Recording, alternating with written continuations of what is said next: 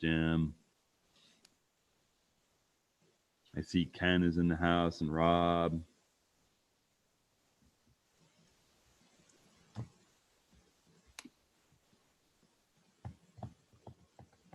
We are golden, you guys.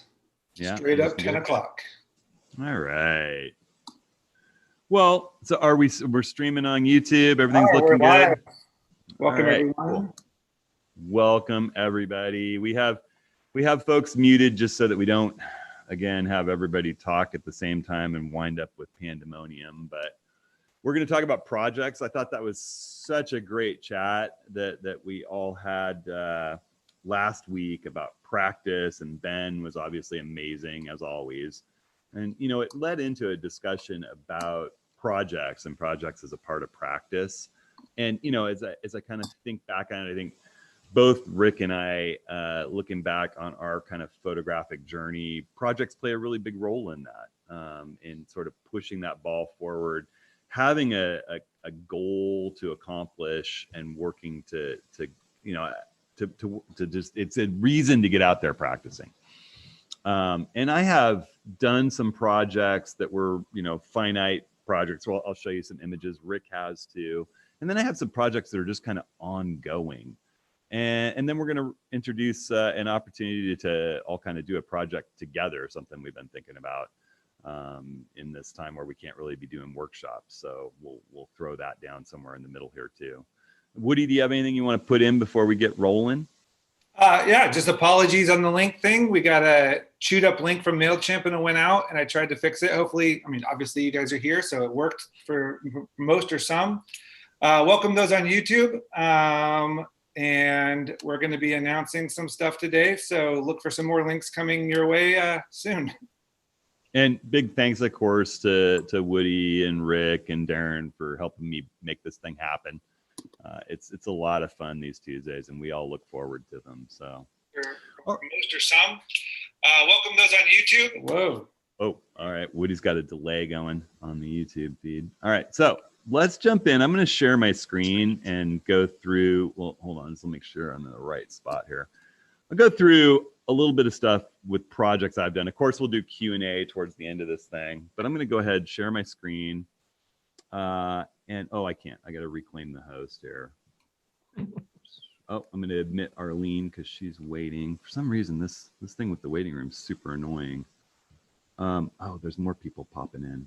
Hold on one second. Hang on one sec. I got to stop my share because I just saw. There we go. Hopefully we won't have too many more people popping up in our waiting room because I can't see it while I'm sharing my screen, Woody. Yeah, you can, all right, I'll do it. I got it. Let's go. Okay. All right. I'm going to share my screen.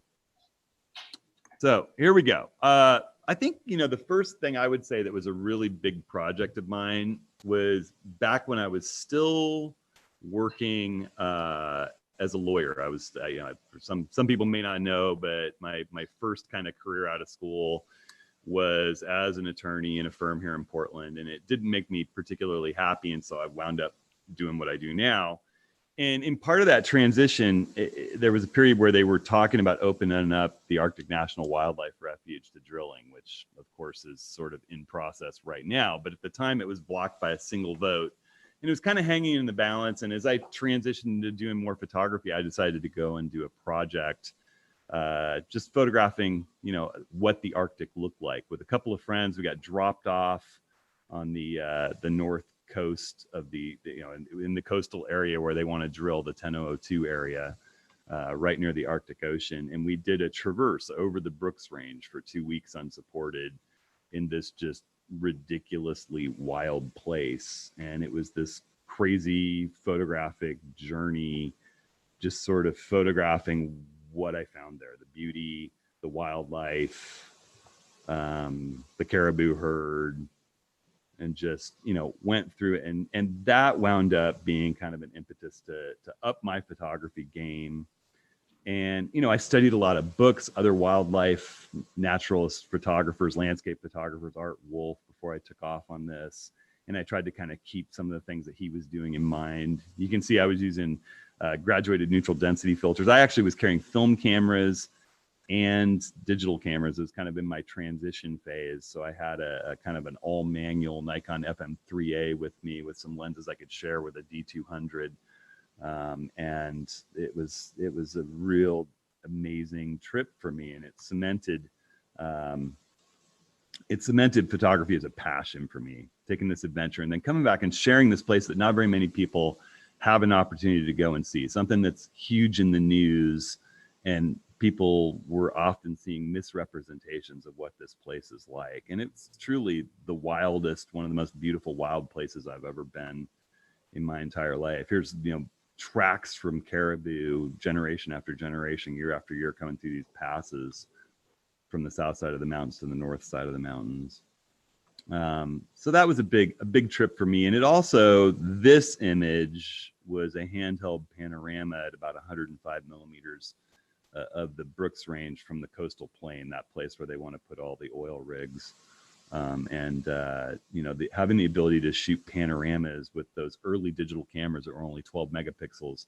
I've done a bunch of shows and presentations of this and done some stuff with the National Resource Defense Council and Sierra Club, and having this be able to print really big and display when you go to do a slideshow presentation or a lecture or a talk or an image display was huge. And so it really pushed me further into thinking about panoramas. This would be a real easy shot to take, with maybe a 50 millimeter lens and crop, but you'd never be able to print it 8 feet wide. And shooting it in a series of overlapping vertical frames, made the difference. It gave me the resolution I need to really, really crop in and do this.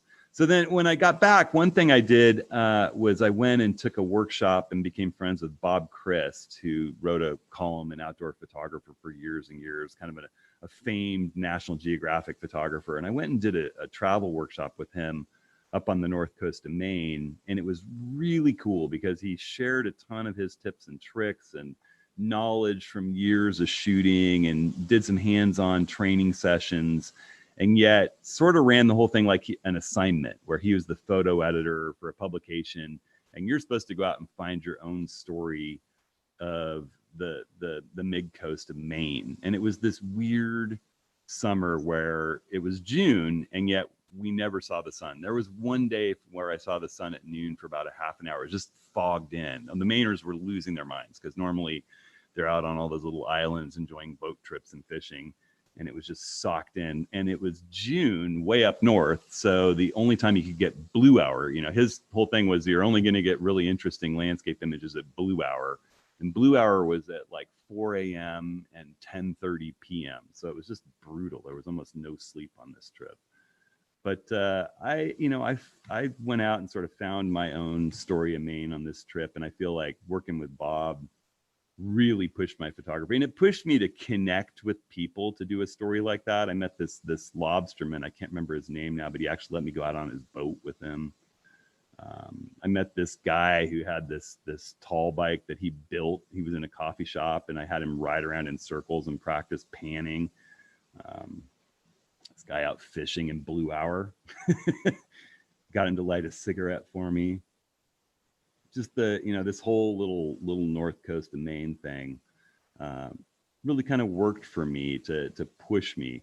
There's a project that I'm constantly working on improving, and that's doing photography with an interesting foreground in Milky Way, and getting the Milky Way looking good to print. I think it's not hard these days to make a Milky Way image with our new digital cameras and pinpoint star images that looks great on Instagram or Facebook on a computer screen. But when you go in and you really try to get something that'll print well, this is something I did in the Alvord Desert with Matt Kloskowski quite a few years ago, and if I zoom in, I don't have the full resolution on this drive, but if I were to zoom in and look at this at 100%, it really breaks down when you look at it one-to-one. There's a lot of noise, the stars aren't perfectly sharp, and if you go to print it, it just doesn't look good. So I've been working on improving that. This is a trip on a workshop in Moab last year, our fall workshops last year, Rick and I, and a great group of people, some of whom are in the room.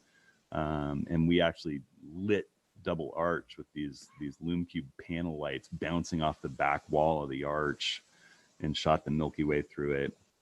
We started working with some things like star stacking, taking multiple images at a higher ISO and then blending those.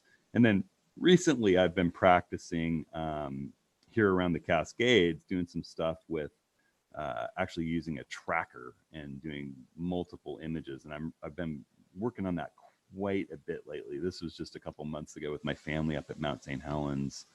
And then just last, oh, go ahead. There was a question about, are you going to be doing a review, a Yes. video review of these fairly soon? The Move, Shoot, Move. Yes, I Yeah. am for sure. I'm a big fan of the Move, Shoot, Move for most people with mirrorless lightweight systems. This is kind of what I've been really working on right now. So here's about a minute and a half at Secret Beach down near Brookings. Charlie, who's in the meeting here, was kind enough to invite me down to his place. And we went down to Brookings on this clear night, last Saturday night. And we shot a couple of shots. So this is the one for the foreground.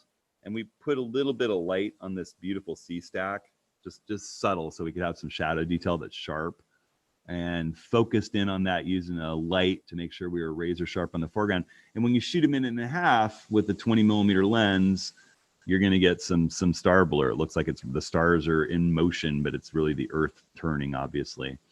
And then you activate your star tracker and you shoot the same scene for a minute and a half, and you can shoot it at 800 ISO. This is with my Nikon Z7, so I have almost no noise and pinpoint stars. That 20mm is so good.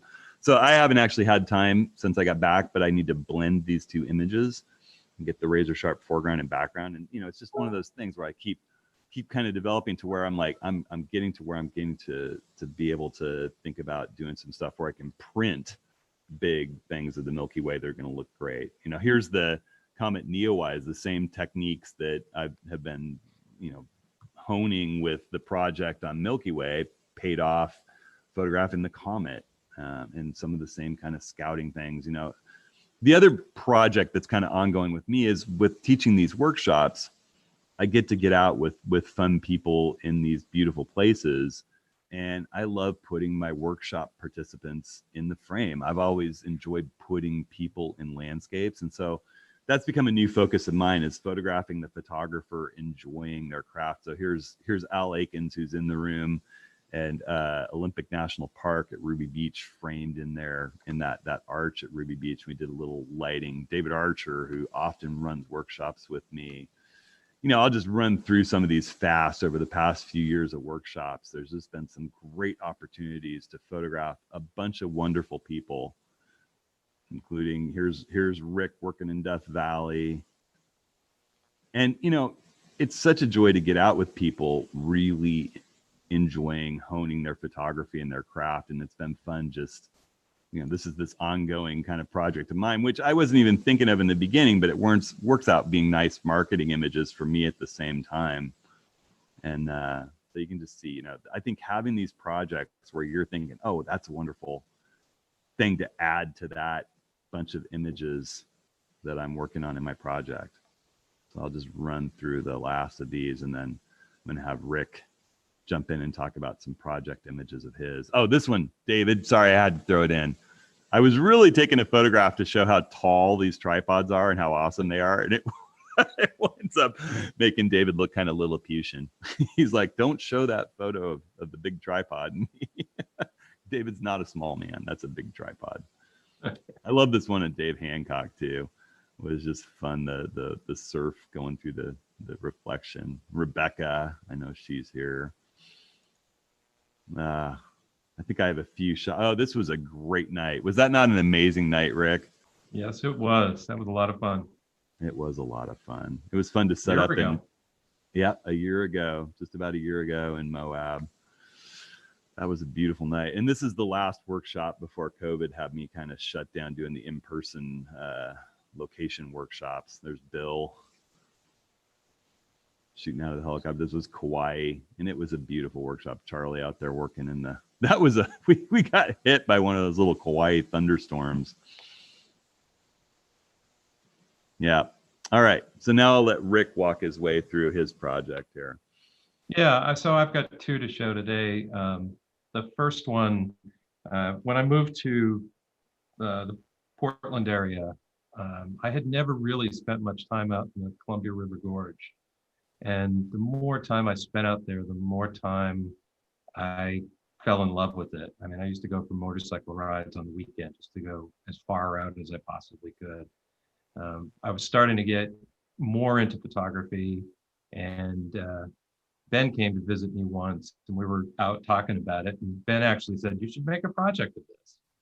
And I hadn't really thought about it, but over the years, it's been kind of my back pocket project. When my wife was sick, I would get these weekend days to just sort of go and be away by myself. And I would go off and try and find someplace new along the river that was a little bit different. This one was a early December evening with the moon sort of setting out there on the river out by Dalton Point. Next, you can just sort of go through these. This was another early morning shot in a completely different part of the river. And one of the things about the river, if you spend any time on it, is you see how different it is in so many different places. I mean, down by Astoria at the mouth is completely different from what it's like in Portland, which is completely different what it's like out in the Dalles.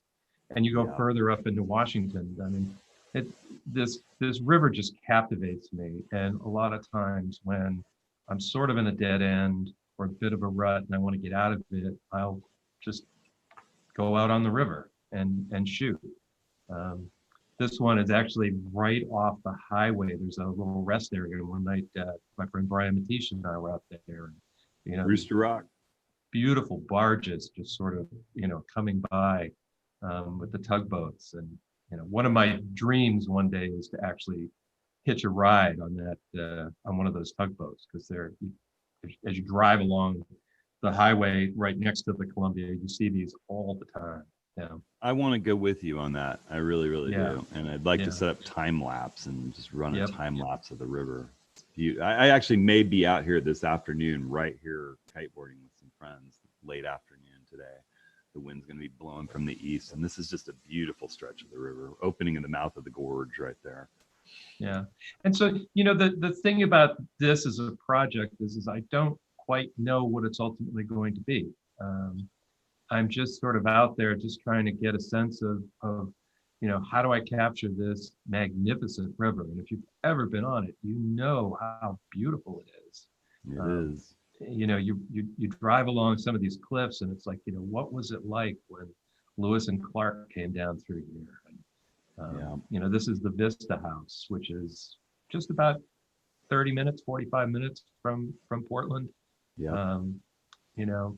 There's a beautiful overlook that sort of gets you the Vista House and the Beacon Rock. That's not Rooster Rock. I can't remember which one it is. That's Beacon Rock. Beacon Rock, up that's right. there. Yeah. Yeah. And Bonneville Dam. And so this is, again, talking about projects, this is the kind of thing that is not always in the forefront of my mind, but I come back to it from time to time. Or this one is from the same place I shot the Vista House, but I just love this, the old telescopes. And it was just a beautiful afternoon. This one was with my friend Duncan on a stormy, wintry day from the Washington side of the river. You get I love that such spot. amazing stuff. This was with Hudson. We went out and photographed the fog in the Sauvie Island Channel. As you can Sauvie see, Island's there's right so much diversity. This is right at the in the type of confluence of the stuff you Willamette and the Columbia. Yeah. It's so beautiful there. Yep. Yeah. This one is from a completely different place, up in Washington. My wife and I were driving the trailer home and decided we wanted to spend a night outside of Vancouver, and just this beautiful place on the river. And I'm looking north, and that's Tacoma and Seattle up there. Those are the lights. And I was just so taken aback by the calmness of the water here. I mean, Hudson goes out and when he's kite surfing, the waves are just churning. The water is just like, I mean, there are places on the Columbia where it's just crazy. Like ocean The waves. current. Yeah, and yet you'll find these places, at times where it's just calm, and I live for that. I Yeah. truly do. I think actually, yeah. And so this is my most recent one. This is right along the highway. There's a bunch of sort of slot canyons and things like that. And one day I was driving home from Hudson's, and the water was so calm and the light was so, I mean, this is like 1 o'clock in the afternoon, but just this beautiful diffuse light. And, it's just one of those things. It was like, okay, let me stop and let me take a panorama. So I was just going to say, it's a pano, isn't it? Yeah. Yep. Nice. So, that's kind of what I do with the Columbia project. It sort of is always there. I've got a collection of all of my Columbia River photos, and then I have sort of a running portfolio of the things that I like. I've yet to sort of find that story, but it's something that really does keep me motivated from time to time. And then in the last couple of years, my wife and I have done a lot of traveling in the Southwest and the West. And I'm an East Coast boy. I grew up in Boston. And even as a kid, I was fascinated by the idea of the West, and not in a cowboys and Indians kind of way, but more of just this, you look at the map and it's just so vast. And, I'd see all these old Life magazines with just these big dams and all sorts of stuff. And last year I was sort of going through things, and I was in the Owens Valley where this shot was taken. And the Owens Valley is an amazing place. It's also if you've seen the movie Chinatown or know anything about California history, it was the rich valley that basically LA stole the water from to let LA grow in the early 1900s. And it's a beautiful, beautiful place. It is. And I was walking around one night and I was thinking, and I saw this, I took this shot. It's actually an iPhone shot. And I was getting back and I was looking through some of the photos that my wife and I had taken from a few years before. And it just kind of was like, okay, this is a project. So I started this one. You can go to the next one. And last year in a workshop in the Palouse in Eastern Washington, Hudson and I found this rather amazing tree and spent a couple nights shooting it. And, then if you want to go on to the next one, we were in Joshua Tree this spring. And, I've been shooting Joshua trees for years now. And I've been trying to get this one photograph of a Joshua tree that really, that I really liked. And that night was sort of the one where it was like, I was just looking at it. I'm like, okay. And when I was done, I got back home, I was going through a bunch of images of the trip, and I was like, okay, I love the West. And I love so many different things about it. And lots of photographers have shot the West. And so for the next few years, I think when we go on our trips, I'm going to be looking for those sort of iconic to me photographs for this project. So to just say the West. yeah. I just have to comment that this night was so incredible. We had been up shooting on Steptoe Butte in that beautiful sunset light, and we spent a bunch of time scouting. And there's so many places that have been shot so many times in the Palouse, and you get on a workshop and people are like, well, we got to go to here and here and here. And we were like, let's go scout and find our own thing. Let's find something that everybody hasn't already shot. And we went out on some kind of back roads, and lo and behold, we found this tree. And then we started using Sun Surveyor a little bit and thinking about the moonrise, and we got it kind of dialed in, and we shot sunset from up here and zipped down onto this back road and got here for the moonrise with this tree. And it was just special. That was a great night. I'll never forget that. I'm going to throw in a few images that another project that I have been consistently working on, I would say since that photograph in Anwar of the mountains, and that photograph wound up paying such dividends for me, that panorama, even though it was with a 12 megapixel early digital camera, the ability to print large and to capture something in a different way has resounded with me to where I'm always looking for the panoramic view. And so, here's an image. This is a spot that I love taking workshops to in Arches National Park, where you can really get this whole fleet of iconic pieces together: the organ, the courthouse, the three gossips, all together here at dawn. They get lit so beautifully. This is a project I did for the Veterans Administration for a skilled nursing facility where they wanted an entire wall. They wanted this like 25 feet wide when you walk into a wing. I did 4 kind of iconic Oregon landscapes for them for the 4 wings of their skilled nursing facility that they revamped in the Dalles. And this is Smith Rock. And getting there, this is a multi-row HDR panorama because this was really intensely bright in the background. And it winds up being, I don't know, it was like a 2 terabyte file with a single layer. It was huge. 2 gigabyte file. Here's one of those moments on the Columbia that Rick was just talking about, where it's just a reflection pond. And capturing that as a pano is just so, this is a shot that I could have easily captured in a single frame.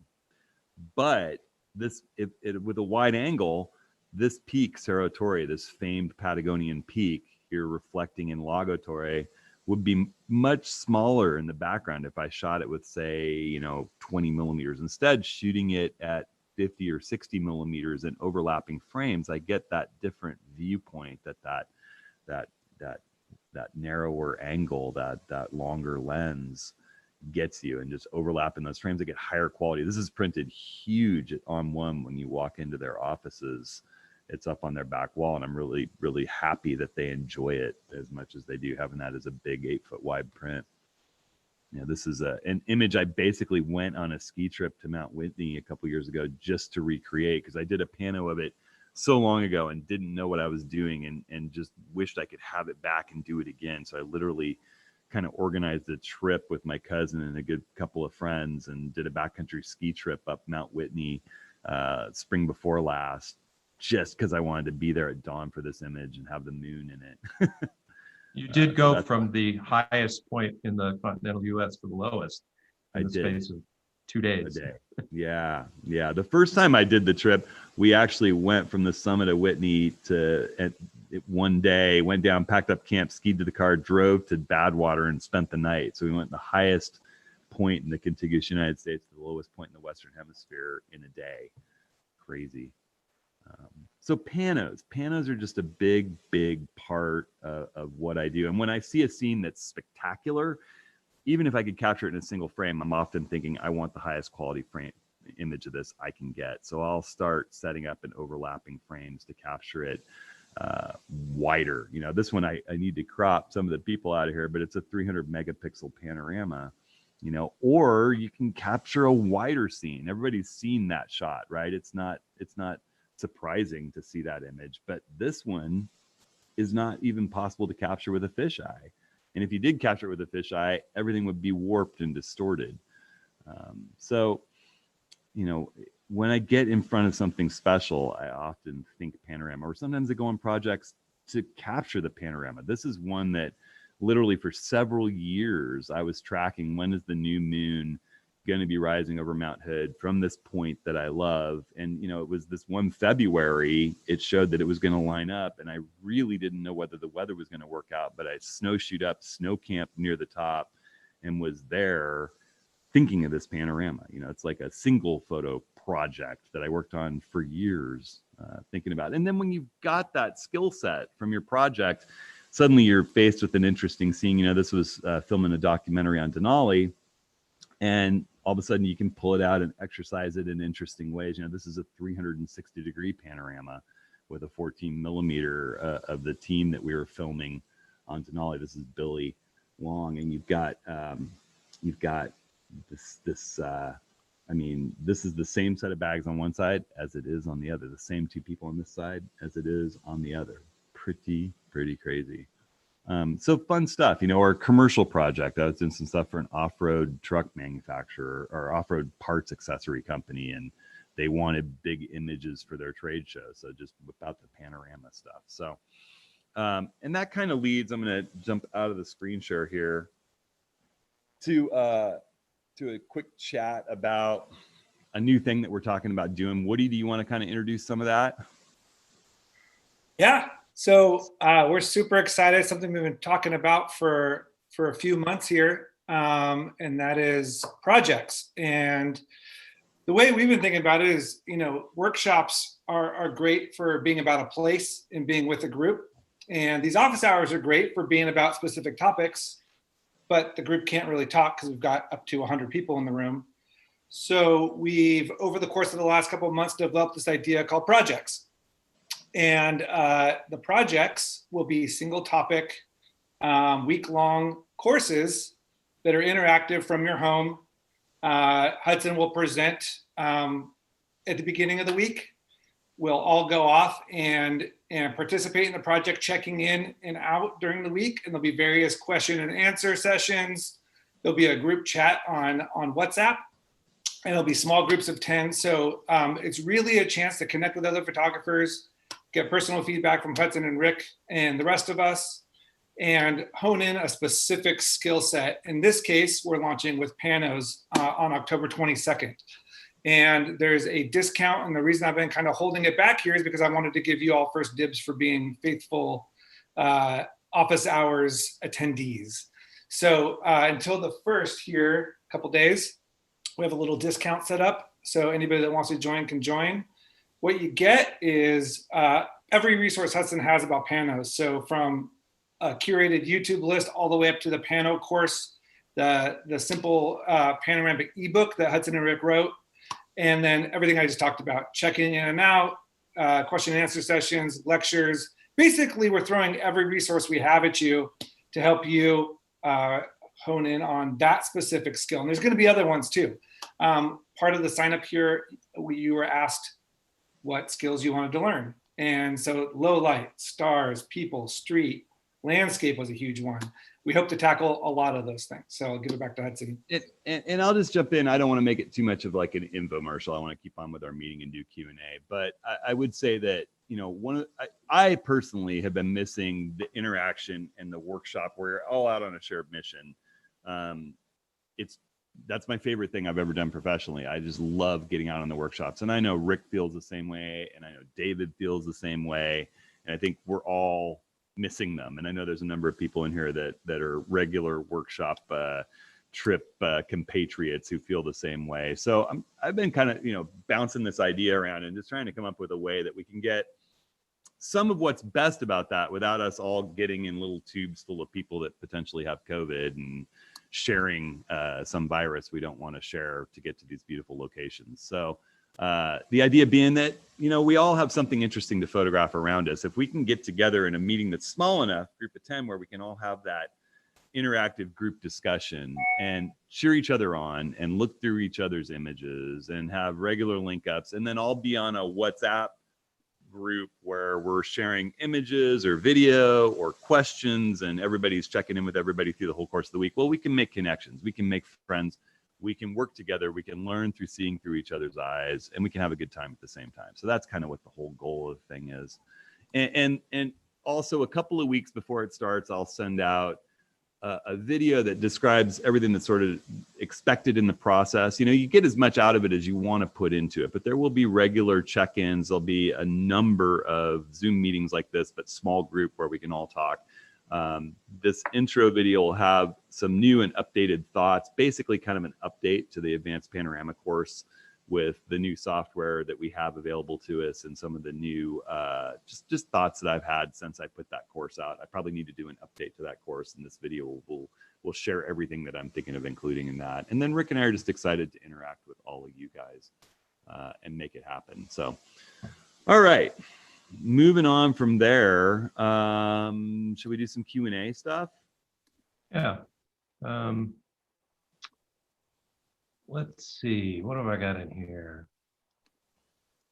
So I'm looking for, see if there's anything that's very project specific. Patrick asks, have you looked at guru shots at ideas for projects? They do periodic contests and things like that. Have you had anything to do with Guru Shots? No, I haven't. Yeah, I mean, years ago with Duncan, I was part of a thing called the Daily Shoot, and every night, the night before, it was all via Twitter.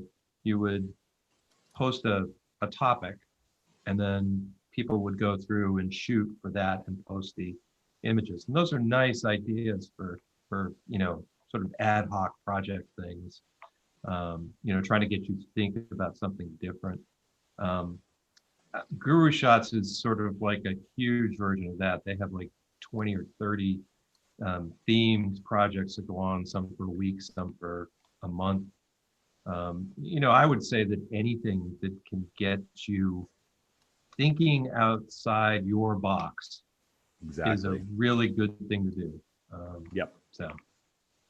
Yeah, pushing your boundaries and interacting with others. I mean, I think that that's the key is if you're looking at other people's images and seeing how other people interpret the same project, that's one of the greatest things you can do. That workshop that I did with Bob Christ on the north coast of Maine, I learned as much from the other people as I did from Bob. And I think that was a real revelation for me. I think that may have sparked my interest in workshops in the first place. And it's carried through. I learned so much from the participants in these workshops that we run and just from looking through a variety of other people's eyes. So whatever you can do to get yourself out on a mission to do something in collaboration with others, I think that's just a huge plus for your photography. Yeah, I think working with others, finding someone you can go shoot with, even if it's, once every couple of months for a day, or some ideas, coming up with some ideas about things to shoot. There's so many different things you can do. I mean, as Hudson showed in his thing, some projects are a single outcome. I want a photograph of the moon rising over Mount Hood. Some are sort of long, diaphanous type of things that don't have any real finish to them. It's all just sort of stuff that sort of gets you out and shooting and thinking in a different way about your shooting. Building that practice, as we talked about a couple of weeks ago. Let's see here. Make sure we save a second at the end for at the very end, we'll talk about this big Nikon announcement, non-announcement. Yes. So the last few minutes, we'll save that for the end for the Nikon. Hey, you guys. I was just thinking when Rick was talking that you guys both take the long approach to projects too, right? I mean, we're saying a week-long project. I mean, that's not the end all. You spent 20 years working on Panos. Yeah. And I mean, it could be that you spend a week in your backyard shooting flowers, or you spend a lifetime. The idea is to gain new skills and to push the ball into new arenas, right? Yeah, and it's also to, it's something that helps you evaluate how you're moving forward as a photographer is part of it. It's how, we all want to become better. And, as we talked last time, we get into ruts from time to time. Maybe they're real ruts, maybe they're not, they're, mental ruts, but, doing things that sort of help us broaden our breadth is really what we're trying to do. Yep. So. And so, for example, with this panorama project, let's say we engage in the panorama project. We work on creating a better panorama than we have before. Maybe it's of the skyline in our hometown. Maybe it's something in our backyard. Rick and I just did a set of photo critiques for the On One Plus community where there was just this gorgeous panorama of these out of focus trees with this branch knurling through with a pine cone on it. And it was as simple as that. It was beautiful. But it puts that tool more profoundly in your kit. So the next time you're out working on something else, suddenly you think, oh, this is a situation where I should employ panorama. I'll shoot it as a single frame, but then I'm going to put a little bit longer lens on and shoot it as a panorama just so that I have a really high quality result. Or maybe I can look at it in a slightly different way. Or you get into that situation where you think, well, I've seen this shot a million times and it always looks the same.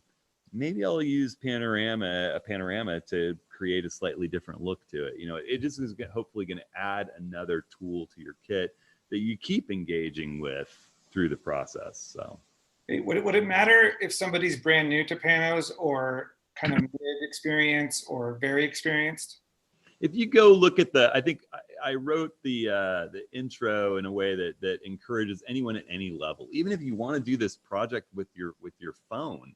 I mean, we'll try to encourage you to shoot raw images or high quality JPEGs with your phone and assemble them into a panorama instead of using the built-in system, because phones often kind of do a poor job of that and give you a lower quality result. But I mean, it doesn't matter what your level of engagement with panoramas has been, if it's handheld with a smaller camera, or if you've got a multi-row nodal system all set up ready to go. We'll work at pushing it a little bit further down the road and increasing those skills. So, And like I said in my infomercial, you get all the resources.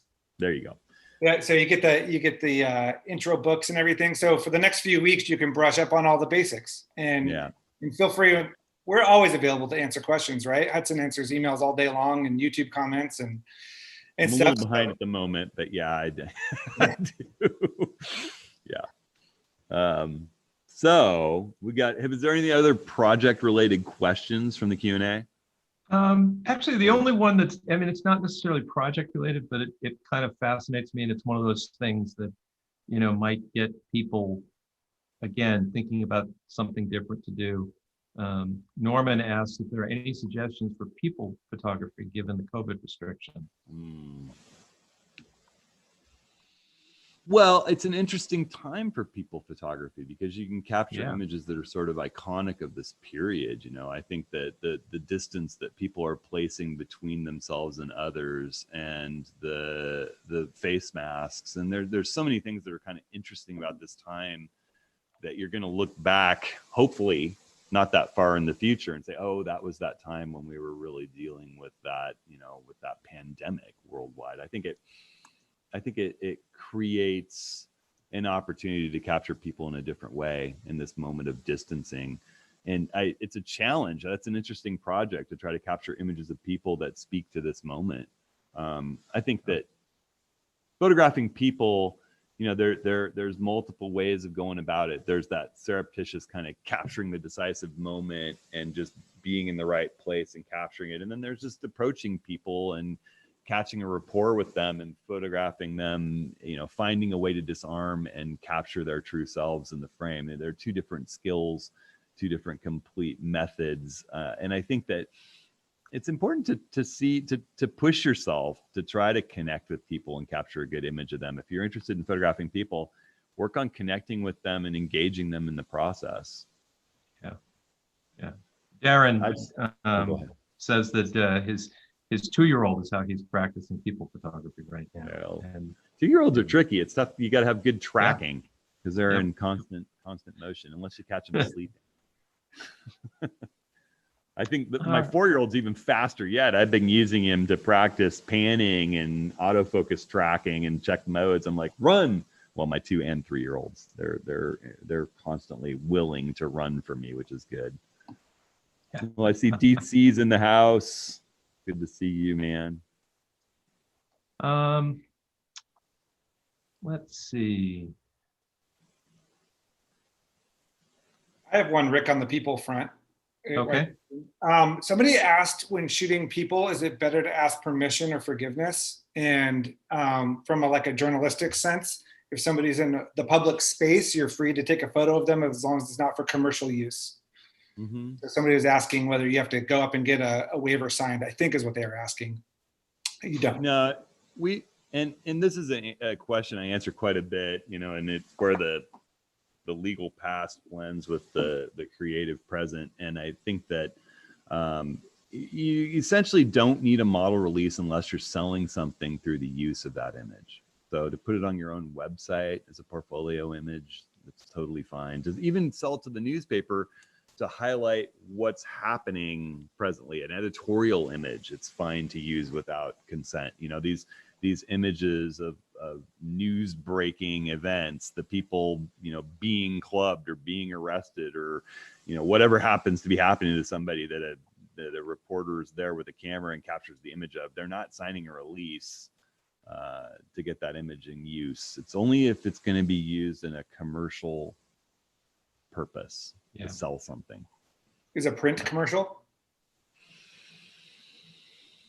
If you sell it, you yes. know, yes. If you're selling it, you should get a model Yeah. release. If you're going to sell an image of someone's face, yes. If they're unrecognizable, it's okay. Yeah. There was one sort of interesting project-related question from Dave DeMarco. He was curious to know if there were any non-for-profit organizations out there that Hudson Ed or Rick could recommend where I could do both project, improve my skills, and use my photography passion at the same time to give back. You know, I had that's an interesting question, and it's something I explored just a little bit. I mean, I've done some work in conjunction with Sierra Club. I've done some work in conjunction with some different a number of different organizations advocating for more people of color in the outdoors in the wake of doing that documentary film about the first African American team to climb Denali, where I've shared images in the aftermath of that project with organizations and nonprofits, often for free. You know, I'll get a deduction on my taxes based on giving that away. But I think if you have a project that is something that you're passionate about, then yes, you should connect and talk to them. You know, another one that we did was the Grand Canyon Trust worked with me a little bit when I did my core photography course, and we highlighted the rollback of the national monument status in Bears Ears. And I got coordination with those folks and a lot of help in that project and going to beautiful places. I sat back, they gave me maps, and we sat back and talked about scouting. And, you know, Tim Peterson, who's a great photographer in his own right, with them and an advocate for the Bears Ears protection, went out with me. You know, so one of my big issues is public lands and advocating for more public lands for our children and grandchildren to enjoy the wide open spaces of the West and being able to recreate in them. And, you know, having that like the fact that our Oregon coast, all the beaches are free to the public. I think that kind of access is so important to protect for future generations. Not every country does that, and it's something special that we've done. So I love to partner up with organizations that are working on that. And I think that the key to that whole thing is to just connect with the organization you'd like to work with and volunteer and see if they're into working with you on it. David Archer mentioned that most animal shelters would be happy for anyone to come and take photos of the dogs and cats to make them easier to adopt. And I'm sure there's things you could do. I had a friend who did some stuff at the Oregon Food Bank. Just they were moving into a new space, and you know, he went to the opening, took a bunch of pictures, and you know, they ended up using them in some of their correspondence. So you know, I'd start local and small, and you know, work your way up that way. So Kristen Berry says that she works with the National Wildlife Refuge Association. Awesome. Yeah, and she said she's got an email address in the chat if anybody is interested in doing anything on National Wildlife Refuges. So very cool. So there are lots of things you can do. So. Well, I think the more you reach out, the more you'll find people excited to work with you on projects. It's a great idea. All right. Let's see. Brands ask all the time. Yeah, exactly. Okay. Now it looks like we've got a bunch of Nikon questions. Not surprised. Surprise. Let's see here. I know there was the talk about the Move Shoot Move Star Tracker. I do love that thing for small cameras, and I will be putting out. I'm actually working on a little tutorial on shooting the stars, pinpoint stars, and doing that accurately. That and time lapse are a couple projects I'm working on right now. And I have that in my links. If you go to hudsonharrier.com/ATS links. The Star Tracker's in there. I have an affiliate link direct to them. They're really cool.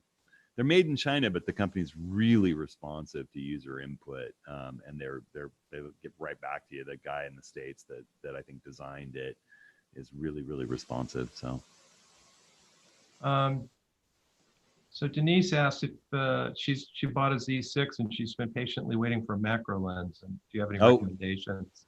that's right. Okay. So I do. If you don't want to spend a lot of money and you want a really a nice 1-to-1 macro lens, the Tamron 90mm is nice. If you're just going to kind of wait till we get the S lens, the 105 2.8 is on the roadmap. I'm not sure when it's going to get here. Through the FTZ, I have the 105 2.8 f-mount lens, and it works great through the FTZ adapter. I mean, for the most part, you're going to be doing a lot of manual focus and macro anyway to just get it dialed and perfect. And so, you know, I don't know that it makes that huge a difference whether you're working through the FTZ with the good Nikon one of old or waiting for the new one. I'm sure the new one will be amazing. All the S-Class lenses have been amazing. And if you just want to get something in the interim, I mean, there's a whole bunch of options. You could also get extension tubes. Kenko makes good extension tubes, and you can slap an extension tube between a longer lens like a 105 or a 70-200, and that lets you focus way closer and do macro work. That could be a good thing to get in the meantime too, and it's lightweight, small, fits in your current kit. Also get reversing rings. A reversing ring too lets you put your, yep. Lets you put your lens on backwards. That's super cheap. You can get those for $10-15. Yeah. Actually, you know, Art Wolf, a lot of the little macro, beautiful kind of abstracts that he's done with lichen and things, he just carries an extension tube and uses his 70-200 or did. He was a big advocate of that. Doesn't weigh anything, fits right in your bag. So, and they're cheap. Extension tubes are definitely worth it if you're interested in macro close-up photography. You can do so much with it. Oh yeah. You can do so much with it, and if you aren't quite sure you want to invest in a really nice macro lens, it's a great thing to have on hand. And that Tamron 90 is a good one too. It really is optically great. I don't think it would survive a small fall. It's pretty plasticky, but takes great images. So. Yeah, and for the 2 or 3 Sony shooters in the audience, the 90mm 2.8 macro is a really nice lens. It's actually a nice portrait lens too. So Bill Marhofer had a question. He says, I see Hudson is understandably excited about the new Z-mount 70-200 and 14-24 2.8 lenses. How necessary are f2.8 lenses for most landscape and wildlife photography compared to a good quality f4 lens? He says, except for pre-dawn and post-death shooting, I can't imagine photographing a landscape or even most wildlife at only f2.8. I completely concur with that. The thing that excites me the most about the 14-24 2.8, well, there's a couple things. One is that the original 14-24 was just one of those special lenses that had an amazing way of rendering color and just being ridiculously razor sharp. But it wasn't particularly good with stars. It has a lot of coma. I mean, it's being used as a star lens, but compared to what we have now, and the 20mm 1.8 that Nikon came out with for the S mount for the Z is incredible with just edge to edge sharpness at 2.8, shooting the stars backlit, you know, at night. There's no coma.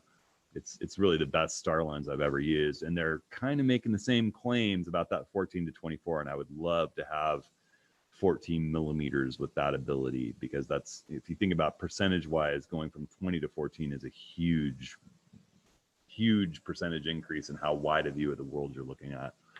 So that's the big thing for me is night work, night photography with the 14-24. If you're not into night photography, I think the 14-30mm f4 is just fine for landscape work. It's plenty sharp, especially if you stop down f5.6, f6.3, certainly by f8 and 11. It's nice and sharp, and it's small and light and affordable, and takes filters easily that are reasonably sized at 82mm.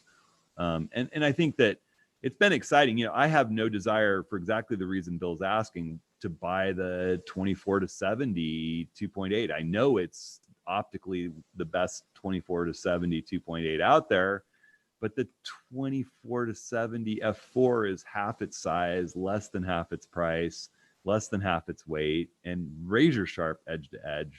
Almost, you know, at 5.6 it's razor, at 4 it's almost perfectly razor. And I mean, in the landscape, what more do you want? I completely agree.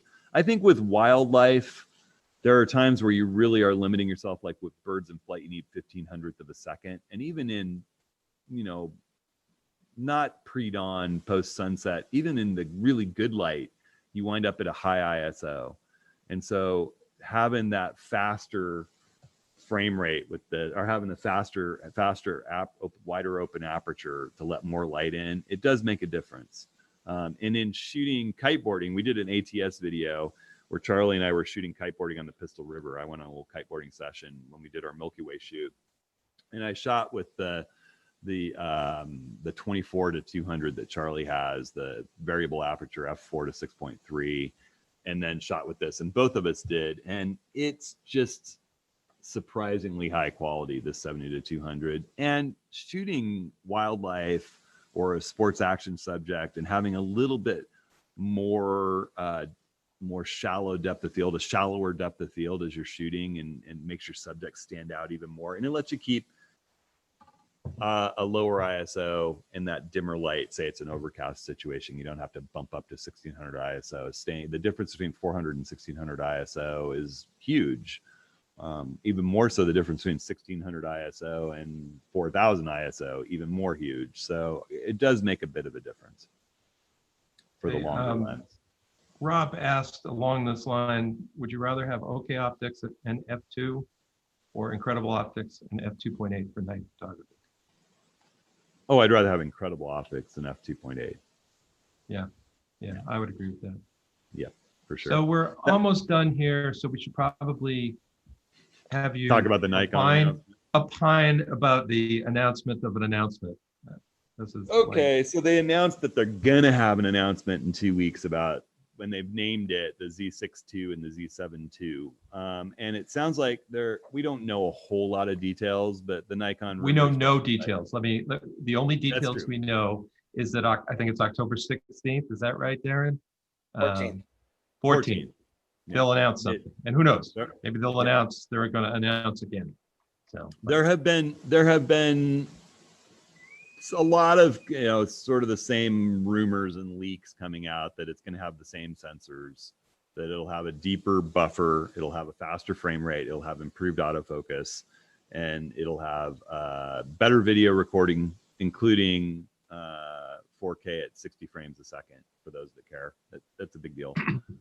And 2 card slots, which, you know, I honestly, I get so tired of people complaining about the single card slot in this camera, because it's an XQD and that card is just bomb proof. I mean, it is, there's nothing to go wrong with that card. I haven't yet to hear a credible story of one of those cards failing, and I've been shooting since I got my D850 with the same 128 gigabyte XQD card over and over and over and over and over and over and over and over. And I stopped putting SD cards in the D850 and D500 because why?